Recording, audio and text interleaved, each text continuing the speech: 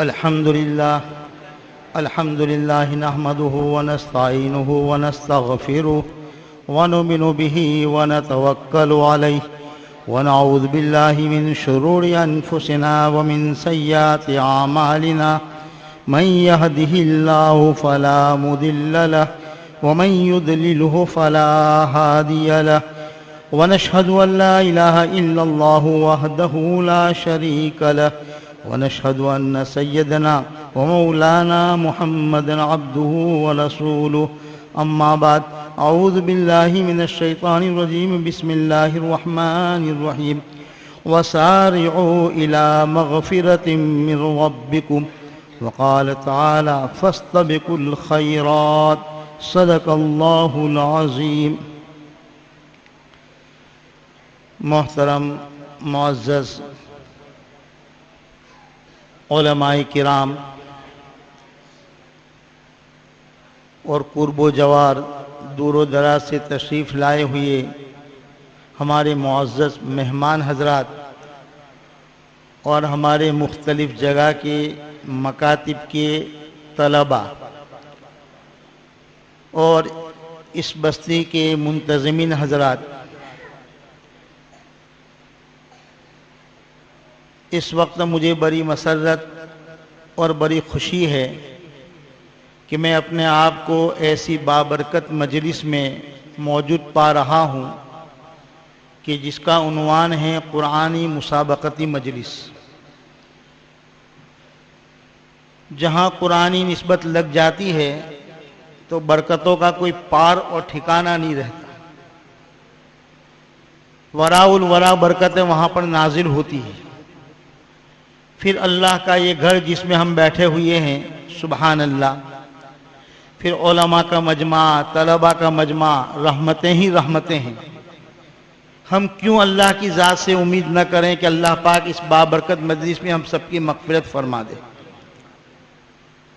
بزرگوں اور دوستوں، مجھے مختلف انداز میں نجی طور پر اسی طرح اسپیکری کے ذریعہ صاحب اسپیکر نے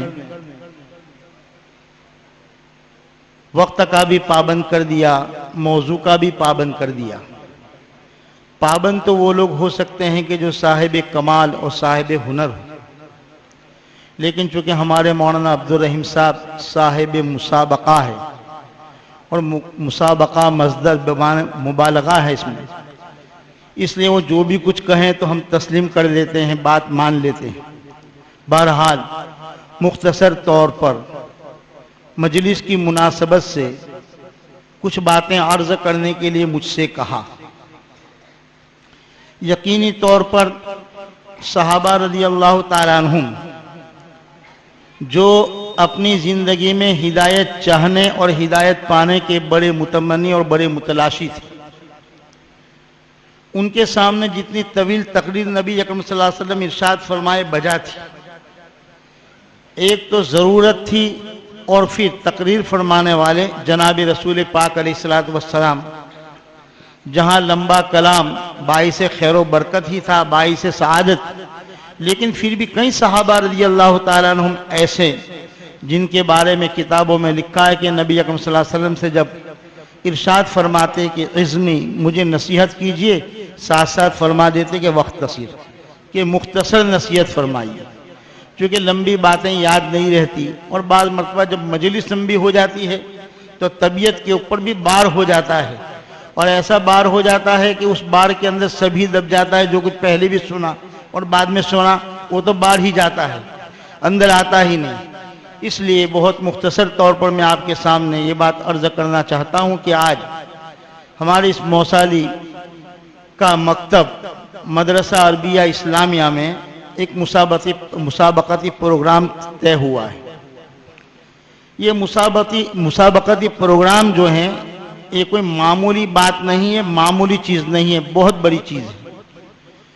جتنے بھی یہاں جب سے موجود ہیں ہمارے بچوں کا یہ پروگرام سن رہے ہیں، قرآنی تلاوت سنی ماشاءاللہ اس چھوٹی سی عمر کے اندر، جبکہ ہم بڑی بڑی عمر والے بھی اعوذ باللہ من الشیطان الرجیم اذا زلزلت الارض زلزالها فَبِأَيِّ آلَاءِ رَبِّكُمَا تُكَذِّبَانِ، نعوذ باللہ اتنا غلط قرآن پڑھتے ہیں، زندگی ہماری نکل گئی۔ لیکن یہ چھوٹے چھوٹے بچے اعوذ باللہ من الشیطان الرجیم ہر حرف کو اپنے مخرج کے ساتھ ادا کرتے ہیں، اپنی جگہ سے ادا کرتے ہیں۔ یہ ہم بڑوں کے لیے بہت بڑی عبرت کی بات ہے۔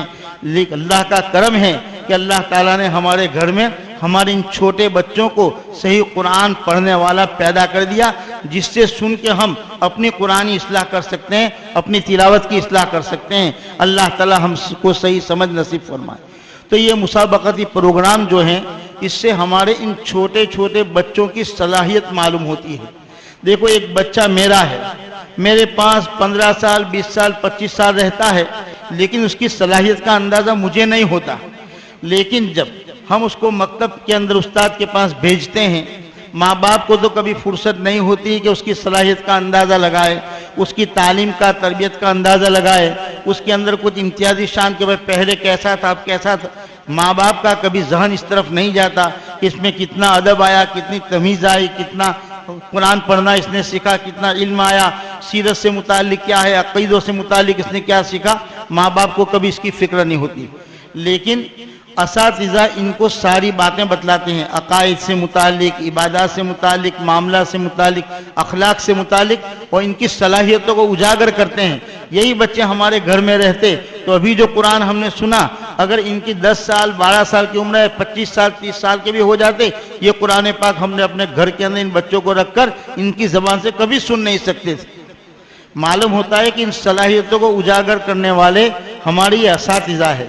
ماں باپ جس اپنے بچے کو نہیں سمجھ سکے، استاد جو اس کا نہ باپ ہے، نہ اس کا چچا ہے، نہ اس کا ماموں ہے، بلکہ کہاں کہاں سے آ کر ہمارے یہاں وہ خدمت کرتے ہیں، وہ ہمارے بچوں کو اس انداز کا قرآن پڑھنا سکھاتے ہیں۔ تو ہمارے بچوں کی صلاحیت کے اجاگر کرنے والے یہ ہمارے محسن اساتذہ ہیں۔ اللہ تعالی ہمیں ان کی قدردانی کرنے کی توفیق نصیب فرمائے۔ تو دو باتیں ہمارے سامنے آئی، ایک تو اساتذہ کی محنت، اور دوسری ہمارے بچوں کے اندر جو صلاحیت اور لیاقت ہے وہ۔ یقینی طور پر بہت سی مرتبہ بہت سے ماں باپ عاجز ہو جاتے ہیں اور یہ سمجھتے ہیں کہ ہمارے بچے میں کوئی لائقات اور کوئی صلاحیت نہیں، لیکن ماہرین نے لکھا ہے، تجربہ کاروں نے لکھا ہے کہ کوئی بچہ ایسا نہیں کہ جس کے اندر عقل اور سمجھ نہ ہو، البتہ اس کے لیے کوئی مظہر ہونا چاہیے۔ اگر مظہر ہے تو وہ سمجھ میں آ جاتا ہے کہ بچہ عقل مند ہے، سمجھدار ہے۔ اگر کوئی مظہر نہیں ہے عقل کا تو سمجھ میں بات نہیں آتی۔ دیکھو ہم دیکھتے ہیں کہ ایک چھوٹا سا بچہ جب وہ دوڑتے ہوئے کہیں جا رہا ہو اور اس کے پیر کے اندر کوئی ٹھوکر لگی اور اس میں ڈبیاں تھی جس میں سے آواز آئی تو وہ بچہ رک جائے گا، فوراً رک جائے گا کہ بھئی یہ ڈبیاں ہیں، اس میں سے کچھ آواز آ رہی ہے، اس میں کوئی چیز ہے۔ اب وہ اس ڈبیا کو اٹھائے گا، اٹھا کر کھولے گا، آنکھوں نے کام نہیں کیا کہ یہ کیا چیز ہے، تب اس کو سونگے گا، سونگنے سے کام نہیں چلتا تو اس کو چکھے گا، چکھنے سے بات سمجھ میں نہیں آتی اس کو دانت سے توڑے گا، بہت مضبوط ہے پتھر اور لوہے کی طرح تو پتھر سے توڑ کر اس کی تہ تک اور اس کی حقیقت کو سمجھنے کی وہ کوشش کرتا ہے۔ یہ کیا بات ہے؟ اس میں اللہ نے عقل رکھی ہے، جبھی تو اس نے ایسا کیا۔ معلوم ہوتا ہے کہ عقل کے لیے کوئی نہ کوئی مظہر ہونا چاہیے۔ تو یہ اساتذہ ہمارے بچوں کی عقل کے مظہر ہے، ان کی عقلوں کو ظاہر کرنے والے، ان کی عقلوں میں نکھار پیدا کرنے والے، ان کی صلاحیتوں کو بڑھانے والے ہیں۔ تو آج ہم نے دیکھا کہ الحمدللہ ہمارے بچوں میں کیسی کیسی صلاحیتیں ہیں اور کام کا طریقہ ان اساتذہ کا بس کتنا عمدہ ہے، کتنا اچھا ہے، کتنے ماہر نفسیات ہیں کہ ہمارے بچوں کی نفسیات کو پہچان کر ان کے ذہنوں کی، ان کی جسمانی طاقت اور قوت کا خیال رکھتے ہوئے جو ان کو کس انداز کے اندر قرآن کریم تجوید کے ساتھ پڑھنا سکھایا، سیرت کے مضامین۔ ابھی ہم نے سنے کہ قرآن پاک میں بڑے بڑے تفسیر پڑھانے والے جو چیزیں بیان کرتے ہیں، جو نقطے بیان کرتے ہیں سیرت سے متعلق، ہمارے بچوں نے سوالات کے وہی جوابات دیے جو بڑی بڑی درسگاہوں کے اندر، بڑی کتابوں کے سبق میں بڑے بڑے علماء بیان فرماتے ہیں۔ بہرحال ہمارے بچوں کی صلاحیتوں کا ہمیں اندازہ ہوا، ساتھ ساتھ ہمارے اساتذہ کی محنتوں کا ہمیں اندازہ ہوا۔ بزرگوں دوستوں، مسابقہ بڑی چیز ہے، اس کے بڑے فوائد ہیں، وقت کے اندر گنجائش نہیں۔ بہرحال اتنی بات ضرور ہے کہ یہ دور ہے، یہ مسابقہ کا دور ہے۔ آپ ہمارے مولوی عبدالرحیم سے پوچھئے کہ کتنے مسابقے انہوں نے کیے اور کہاں کہاں کیے، کس کس طریقے سے کیے۔ اس 1.5 مہینہ کے اندر ہمارے اسی علاقے کے اندر کئی جگہوں کے اندر مسابقے ہوئے ہیں۔ تو معلوم ہوتا ہے کہ یہ دور جو ہمارے سروں سے گزر رہا ہے یہ مسابقہ کا دور ہے۔ یاد رکھو کہ مسابقہ کوئی غیر مفید نہیں ہے، بلکہ مسابقہ مفید ہے، مسابقہ معین ہے، مسابقہ مطلوب ہے، مسابقہ محبوب ہے اور مسابقہ مقصود ہے۔ اس سے بچوں کی صلاحیتیں اجاگر ہوتی ہے۔ دیکھو دنیا کے اسٹیج کے پر ہم دیکھتے ہیں کہ کوئی ایسا نہیں ہے جو سبقت کرنے کا اس کے دل و دماغ کے اندر خیال نہ آتا ہو اور سبقت کرنے کی کوئی تدبیر اختیار نہ کرتا ہو۔ تاجروں کو دیکھتے ہیں کہ شعبہ تجارت کے اندر دوسرے سے بڑھنے کی کوشش کرتا ہے، کاشتکاروں کو دیکھتے ہیں کہ وہ کاشتکاری کے اندر دوسرے سے بڑھنے کی کوشش کرتے ہیں، کوئی دوسرا صاحب کمال ہے تو اپنے کمال کے اندر بڑھنے کی کوشش کرتا ہے۔ ہم مدرسین چاہے مکتب میں ہو چاہے دارالعلوموں میں ہو، ایک دوسرے سے بڑھنے کی ہم بھی کوشش کرتے ہیں کہ ہمارا درس اچھا ہو، ہمارے بچوں کے اندر سلیقہ پیدا ہو جائے، ہمارے بچے اچھا قرآن پڑھنا ہم سے سیکھ جائے۔ تو ہر مدرس اپنے اپنے طور پر اپنا جوہر دکھاتا ہے اور ہر ایک اپنے اپنے کمال کو دکھلاتا ہے۔ تو یہ دور مسابقہ کا دور ہے، ہر اسٹیج کے اوپر مسابقے ہو رہے ہیں، چاہے تو کوئی تاجر ہو، کاشتکار ہو، کوئی صنعت کار ہو، کوئی خدمت گزار ہو۔ بہت سی مرتبہ ایک جگہ کے اوپر 2 4 5 ملازم اور خادم ہوتے ہیں، تو اس میں کچھ سمجھدار اور باشعور خادم وہ کچھ کام اچھا کر کے اپنے آپ کو آگے بڑھانے کی کوشش کرتے ہیں، کیونکہ وہ جانتے ہیں کہ جو کام کرتا ہے وہ آگے بڑھتا ہے۔ چنانچہ ہمارے یہاں بہت سے لوگوں کے یہاں ایک قانون ہوتا ہے کہ بھائی جو کام زندگی بھر کرنا ہو، اگر کوئی ہم کو سپردہ کرتا ہے تو اس کو اچھا کر کے دو تاکہ ہم کو سپردہ کرتا رہے، اور اگر کوئی کام زندگی بھر نہیں کرتا ہے تو اس کو خراب کر کے دو تاکہ بھول سے بھی ہم کو کوئی سپردہ نہ کرے۔ بہرحال یہ مسابقہ کا دور ہے اور مسابقہ مطلوب بھی ہے، محبوب بھی ہے، معین بھی ہے اور مفید بھی ہے۔ اللہ تعالیٰ اس قسم کے مسابقوں کے ذریعہ ہمارے ان بچوں کی صلاحیتوں کو اجاگر کرے اور ساتھ ساتھ طریقِ تعلیم ہمارے ذہنوں کے اندر آئے۔ بہت سی مرتبہ ہم میرے جیسے جامد شخص کے دل و دماغ کے اندر یہ بات آتی ہے کہ کہاں سے نئے نئے طریقے نکالے، کہیں نورانی قاعدہ پڑھایا جاتا ہے، کہیں فلاں قاعدہ پڑھایا جاتا ہے، کہیں بلیک بورڈ کے اوپر اجرا کرنے کو کہا جاتا ہے اور مختلف شکلیں اور صورتیں بتلائی جاتی ہے۔ بزرگوں اور دوستو، یہ کوئی نئی بات نہیں ہے اور کوئی نیا طریقہ نہیں ہے۔ مولانا احتشام الحق تھانوی نور اللہ مرقدہ نے آج سے 110 سال پہلے آج ہمارے یہاں جو نورانی قاعدے کی ترتیب ہے، ایک علماء کے بڑے مجمع کے اندر پوری ترکیب اور پوری ترتیب جو ہمارے سامنے رکھی جاتی ہے، انہوں نے علماء کے مجمع کے اندر وہ ترتیب رکھی تھی 110 سال پہلے۔ کوئی نئی بات نہیں ہے، کوئی نئی ایجاد نہیں ہے، کوئی نیا طریقہ نہیں ہے کہ جس کو ہم محسوس کرتے ہو اپنے لیے بوجھ، بلکہ پہلے سے۔ لیکن بیچ میں کچھ وقت ایسا آیا کہ جس کی وجہ سے یہ طریقے مفقود ہو گئے، جس کے نتیجے میں قرآن پاک جس انداز کے اندر پڑھا جاتا تھا، جیسے کبھی میں نے 2 4 آیتیں آپ کو پڑھ کے بتلائی، وہ وہی انداز تھا۔ اللہ تعالیٰ ہم کو معاف فرمائے۔ تو یہ پرانا طریقہ ہے، بزرگوں کا طریقہ ہے۔ اور یاد رکھو، بڑے بڑے محدثین، بڑے بڑے مفسرین جن کو مکتبی قرآنی نازلتاً تعلیم سے جو دلچسپی تھی، ان کو حدیث کی بڑی کتابوں سے بھی اتنی دلچسپی نہیں تھی۔ وہ چھوٹے بچوں کو قرآن پاک سکھلانا اپنے لیے بہت باعث فخر سمجھتے تھے۔ بہت سے لوگوں کو ہم نے دیکھا، بہت سے واقعات بھی کتابوں کے اندر ملتے ہیں کہ وہ لوگ بڑی دلچسپی رکھتے تھے۔ بھائی قرآن پاک اس کے ساتھ جس طرح کی نسبت ہماری لگ جائے، اس سے بہتر کیا چیز ہو سکتی ہے۔ اس لیے ہم کو چاہیے کہ یہ مسابقاتی پروگرام جو ہوتے ہیں، اس کے اندر بچے جو پڑھتے ہیں، اگر میں اس انداز میں آج تک نہیں پڑھا سکا تو مجھے سوچنا چاہیے، اور جس بچے نے اچھا پڑھا، جس کا پڑھنا مجھے پسند آیا، تو اس بچے کو میں معلوم کروں کہ بھائی آپ کے استاد کون ہیں، ان کے استاد سے میں ملوں۔ یہ نورانی قاعدے کی جب ہوا چلی تو اس وقت مولانا عبدالرحیم صاحب جنتراروی جو بڑے مشہور تھے ہمارے اس علاقے کے اندر نورانی قاعدے کے اندر، تو انکلیشور مجھے راستے میں مل گئے۔ تو میں نے ان سے کہا کہ یار مجھے نورانی قاعدہ پڑھا دو، تو وہاں مطلب مرکزی ڈیپو کے اوپر نورانی قاعدہ میں 3 4 روپے کا لے آیا اور میں نے پونے گھنٹے میں پورا قاعدہ پڑھ لیا، ان کے پاس پورا قاعدہ پڑھ لیا۔ کیا نقصان ہوا میرا کوئی نقصان۔ حضرت مولانا ابراہیم صاحب پٹنی جنہوں نے امدادی قاعدہ لکھا، پھر جس کو مختصر کر کے پیامی قاعدہ لکھا، امدادی قاعدہ میں 10 15 صفحے میں جو نصیحتیں انہوں نے لکھی ہے، بڑی اچھی نصیحتیں ہیں، بڑی اچھی نصیحتیں ہیں۔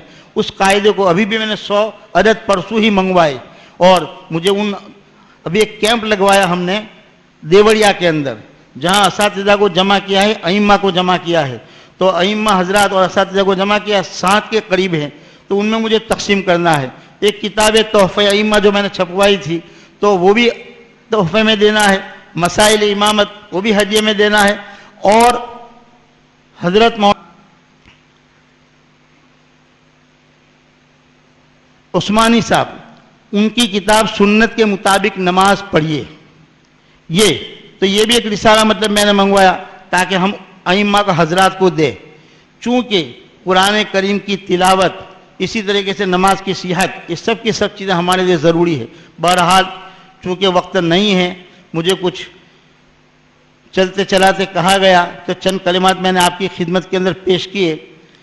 आज का ये मुसाबका जिसकी कबूलियत के लिए हम अल्लाह ताला से दुआ करते हैं कि अल्लाह ताला इस होने वाले मुसाबका को कबूल फरमाएँ, इसको हमारी तालीमी तरबियती तरक्की का ज़रिया बनाएँ और हम लोगों के लिए तजर्बात की दुनिया में आने का इसको ज़रिया बनाएँ। अल्लाह पाक इसे कबूल फरमाएँ। और साथ साथ एक बात मैं कहा करता हूँ कि हम उलमा को 3 बातों का एहतिमाम बहुत ज़रूरी है। अगर इन 3 बातों का एहतिमाम करेंगे तो इंशाअल्लाह हमारी इस तालीम के अंदर खूब से खूब बरकत होगी। जिस बच्चे के बाद में कोई उस्ताद ये कहे कि इसका दिमाग नहीं, ये पढ़ नहीं सकता, उम्मीद है कि वो भी पढ़ लेगा। वो 3 चीज़ें ये हैं कि हम लोग नमाज़ों का एहतिमाम करें, 5 नमाजें तकबीर बाजमात, तकबीर तहरीमा के साथ अदा करने की कोशिश करें। एक तो ये, दूसरा है कि यौमिया तिलावत का मामूल बनाएं। हम बहुत से ऐसे हैं कि मुद्दत हो जाती है, वक्त गुजर जाता है, लेकिन वह तो अज़राहे तिलावत कलाम पाक हमारे हाथ में नहीं आता।